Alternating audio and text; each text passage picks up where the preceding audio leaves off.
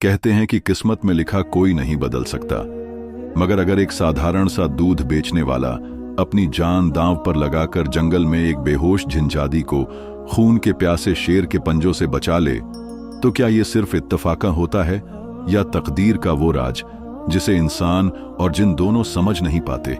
ये कहानी है एक घायल दिल और कैद मोहब्बत की, एक ऐसे रिश्ते की जो खून, कुर्बानी और मौत की सारी हदें तोड़कर भी जिंदा रहा।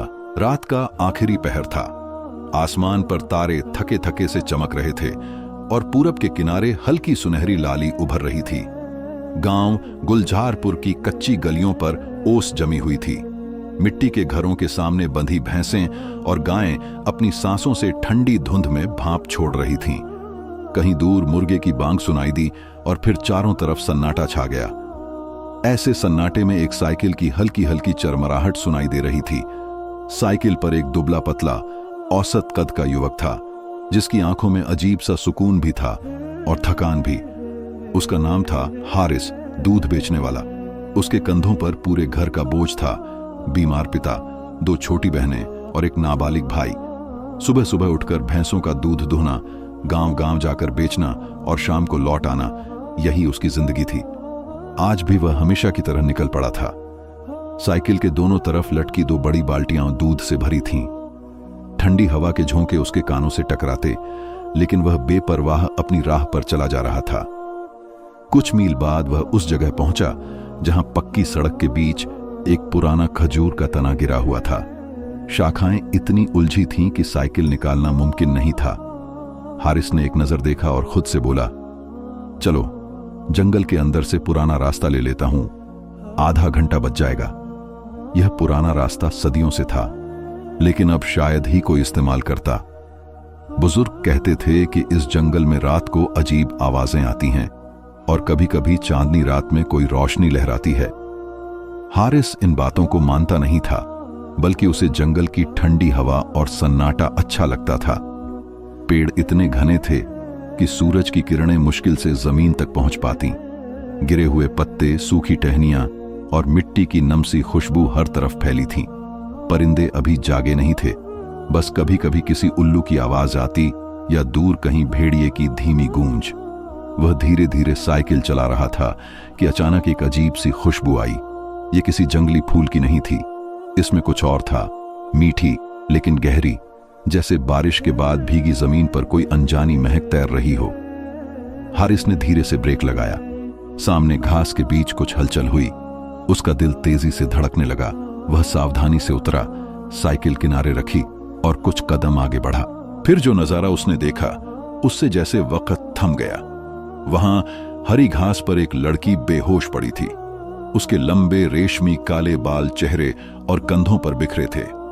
सफेद कपड़ों पर हरे और सुनहरे डिजाइन ऐसे बने थे जैसे किसी राजकुमारी का जोड़ा हो। उसका चेहरा इतना नाजुक और खूबसूरत था जैसे चांदनी को तराश कर कोई मूर्ति बना दी गई हो। हारिस उसके पास पहुंचने ही वाला था कि एक भारी गुर्राहट ने सन्नाटे को तोड़ दिया। सामने से एक शेर निकला, लेकिन आम शेर नहीं। उसके जिस्म पर पुराने जख्मों के निशान थे, आंखें जलते कोयलों जैसी लाल और सांसों से गर्म भाप निकल रही थी। वह लड़की के पास खड़ा था, जैसे अगले ही पल उसे दबोच लेगा। हारिस का दिल एक पल को सहम गया, लेकिन उसके पैर खुद ब खुद आगे बढ़ गए। हट जा, उसने चिल्लाकर कहा, लेकिन शेर की आंखों में भूख की चमक थी। अचानक शेर दहाड़ा और पूरी ताकत से हारिस पर झपटा। मिट्टी और पत्ते उड़ गए और हवा में मौत का साया लटक गया। हारिस ने साइकिल के पीछे बंधी लोहे की छड़ी झटके से निकाली और पूरी ताकत से शेर के पहलू पर मारी। शेर एक कदम पीछे हटा, लेकिन फिर और गुस्से में पलटा। पहला वार हारिस के हाथ पर पड़ा। नुकीले पंजों ने मांस चीर दिया। गरम खून बह निकला। दर्द से आंखों के सामने धुंध छा गई, लेकिन उसने दांत भींचकर शेर के चेहरे पर वार किया। अब ये लड़ाई कुछ ही पलों में जिंदगी और मौत का खेल बन चुकी थी। शेर का हर वार जानलेवा था, लेकिन हारिस के भीतर आग जल रही थी। शायद उस नाजुक लड़की को बचाने की आग। वह अपने जख्मों की परवाह किए बिना छड़ी घुमाता रहा। कभी शेर को पीछे धकेलता, कभी खुद जमीन पर गिरता। एक मौका पाकर उसने शेर के माथे पर इतना जोर से मारा कि वह दहाड़ते हुए पीछे हटा और फिर पेड़ों की अंधेरी में गुम हो गया। हारिस के कपड़े खून से भीग चुके थे, सांसें तेज थीं, लेकिन वह गिर नहीं सकता था। उसने लड़की की तरफ देखा, वह अब भी बेहोश थी। वह घुटनों के बल बैठा, उसे धीरे से उठाया। उसके जिस्म से हल्की ठंडक फैल रही थी, लेकिन साथ ही एक अजीब सी ऊर्जा भी, जैसे थके शरीर में नई जान भर गई हो। तुम कौन हो? हारिस ने हल्के से कहा, लेकिन कोई जवाब नहीं आया। उसने जल्दी से साइकिल की एक बाल्टी हटाई, लड़की को सावधानी से बैठाया और खुद घायल हाथ से साइकिल चलाने लगा। हर झटके पर दर्द तीर की तरह उतरता, लेकिन वह रुका नहीं। जंगल की पगडंडियां खत्म हुई। खुले मैदान में जैसे सूरज की रोशनी ने दोनों को अपने घेरे में ले लिया। हारिस को अंदाजा नहीं था कि आज जो हुआ उसने उसकी तकदीर बदल दी है। यह लड़की कोई आम इंसान नहीं थी, बल्कि एक रहस्य थी। ऐसा रहस्य जो आने वाले दिनों में मोहब्बत, कुर्बानी और खतरे की सारी हदें तोड़ देगा। हारिस का जिस्म दर्द से टूटा हुआ था, मगर उसने रुकना नहीं चुना। जंगल पीछे छूट चुका था और गांव के कच्चे रास्ते सामने थे। सूरज पूरी तरह निकल आया था और उसकी रोशनी में लड़की का चेहरा और भी निखर गया था, जैसे बर्फ की सफेद चादर पर सुनहरी धूप बिखर गई हो। घर पहुंचकर उसने सबसे पहले अपने कमरे का दरवाजा बंद किया। घर सादा सा था, एक मिट्टी का आंगन, दाईं तरफ भैंसों का बाड़ा और बाईं तरफ 2 छोटे कमरे। उसने साइकिल को एक कोने में रखा, बाल्टी खाली की और लड़की को चारपाई पर लिटा दिया। उसके चेहरे पर अब भी वही सुकून था, लेकिन सांसें हल्की हल्की चल रही थीं। हारिस ने सोचा, शायद वो घायल हो, मगर उसके जिस्म पर एक खरोंच तक नहीं थी। बस उसकी कलाई पर एक चांदी का कड़ा था, जिस पर अजीब सी नक्काशी बनी थी, मानो किसी पुरानी भाषा के शब्द हों। हारिस ने कपड़ा पानी में भिगोकर उसके माथे पर रखा। ठंडा पानी त्वचा से लगते ही उसकी पलकों में हल्की सी हरकत हुई। वो धीरे धीरे आंखें खोलने लगी।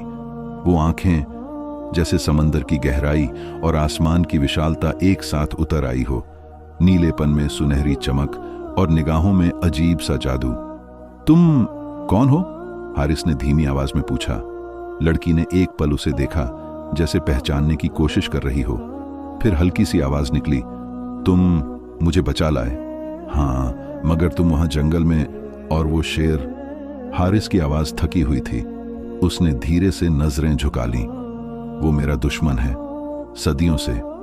हारिस चौंका। सदियों से? वो कुछ देर खामोश रही, फिर बोली, मैं इंसान नहीं हूं। हारिस ने हैरानी से देखा। तो फिर क्या हो तुम?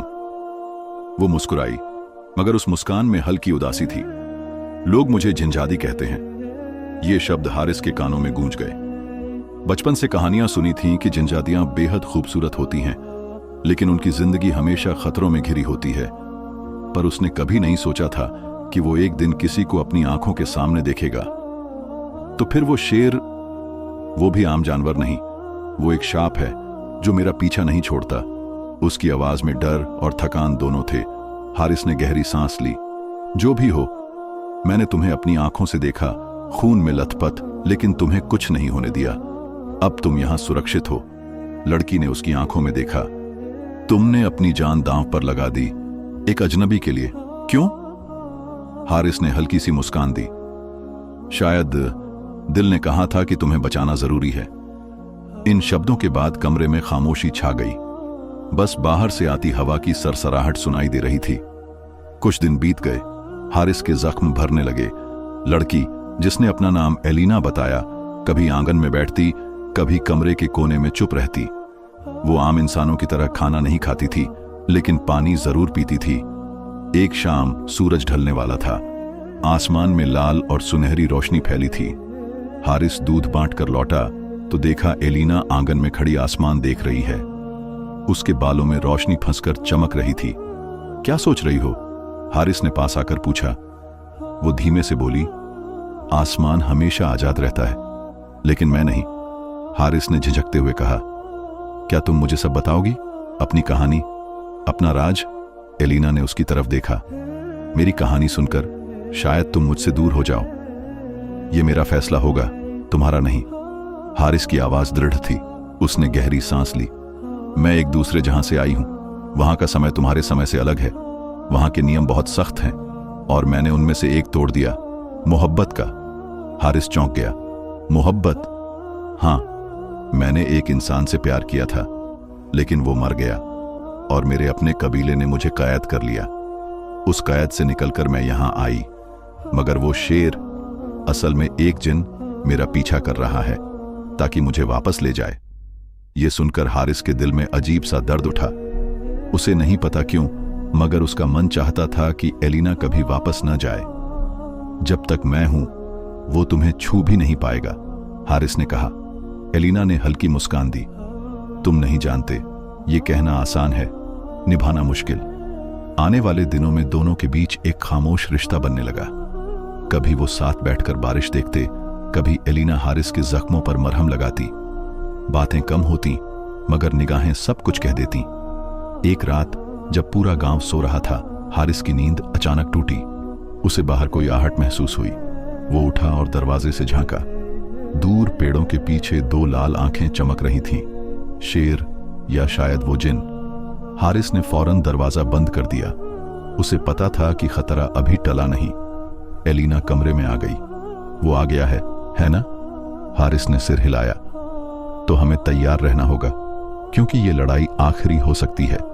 और उसी पल हारिस को एहसास हुआ कि अब वो उसके लिए सिर्फ एक मददगार नहीं रहा।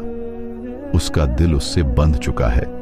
चाहे वो झिंजादी हो या इंसान, उसके लिए वो सब कुछ थी। रात गहरी हो चुकी थी। आसमान पर बादल छाए थे और चांद कभी झलक दिखाकर फिर ओझल हो जाता। गांव की गलियों में सन्नाटा था, मगर हारिस के दिल में तूफान मचा हुआ था।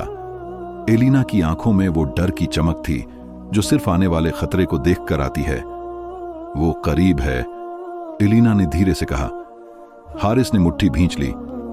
आज मैं उसे हमेशा के लिए खत्म कर दूंगा। तुम समझते नहीं, वो कोई आम दुश्मन नहीं, वो सदियों पुराना जिन है। उसकी ताकत तुम्हारी सोच से भी आगे है। फिर भी तुम्हारे लिए मैं ये लड़ाई लड़ूंगा। हारिस की आवाज में वही यकीन था जो सिर्फ मोहब्बत देती है।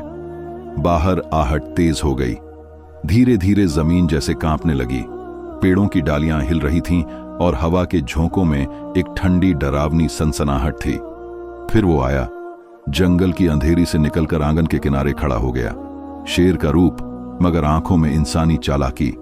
दांत खून से भीगे हुए और जिस्म से धुएं की लपटें उठ रही थीं। एलिना, वो गर्जा, चला, ये दुनिया तेरी नहीं। एलिना हारिस के पीछे खड़ी होकर बोली, मैं वापस नहीं जाऊंगी। जिनकी दहाड़ से हवा कांप उठी। तो फिर मर जा। हारिस ने गहरी सांस ली और वो लोहे की छड़ी उठाई जो उस दिन जंगल में उसका हथियार बनी थी। वो आगे बढ़ा। जिन ने शेर की तरह झपटकर हमला किया।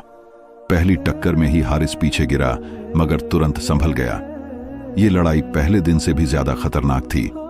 जिनका हर वार मौत था और हारिस का हर वार जिंदगी की आखिरी उम्मीद। एलिना दरवाजे पर खड़ी, आंखों में आंसू लिए सब देख रही थी। एक पल में जिन ने हारिस को जमीन पर गिरा दिया। उसके पंजे हारिस की गर्दन के करीब थे। एलिना ने कांपते हाथों से अपना कड़ा पकड़ा, वही चांदी का कड़ा जिस पर रहस्यमयी लिखावट थी। यही एक चीज है जो उसे रोक सकती है, उसने मन ही मन कहा, और पूरी ताकत से कड़ा जमीन पर दे मारा। कड़ा टूटकर चमक उठा। सुनहरी रोशनी पूरे आंगन में फैल गई। जिन चीखा और पीछे हट गया। उसकी आंखों में डर था, मगर गुस्से में वो फिर हारिस की तरफ लपका। हारिस ने मौका पाकर छड़ी पूरी ताकत से जिन के माथे पर दे मारी। जिन की दहाड़ गूंजी और वो जमीन पर गिर पड़ा, मगर मरने से पहले उसने एक आखिरी वार हारिस के सीने पर कर दिया। हारिस लड़खड़ाया, सांसें बिखरने लगीं, आंखों के आगे धुंध छा गई। एलिना भागकर उसके पास आई। हारिस, नहीं, तुम नहीं जा सकते। हारिस ने हल्की मुस्कान दी। मैंने वादा किया था कि तुम्हें कभी कुछ नहीं होने दूंगा। उसकी आवाज कमजोर हो गई। एलिना की आंखों से आंसू बहने लगे। उसने दोनों हाथों से उसका चेहरा थाम लिया। तुमने मेरा दिल जीत लिया। इंसान, झिंजादी, अब ये सब मायने नहीं रखता। जिन की लाश धुएं में बदलकर गायब हो गई। आसमान से बादल हट गए और चांदनी आंगन में उतर आई। हारिस की पलकों पर बोझ बढ़ता जा रहा था। तुम आजाद हो, एलिना। और तुम? एलिना ने पूछा, मगर उसके सांसों का जवाब बस खामोशी था।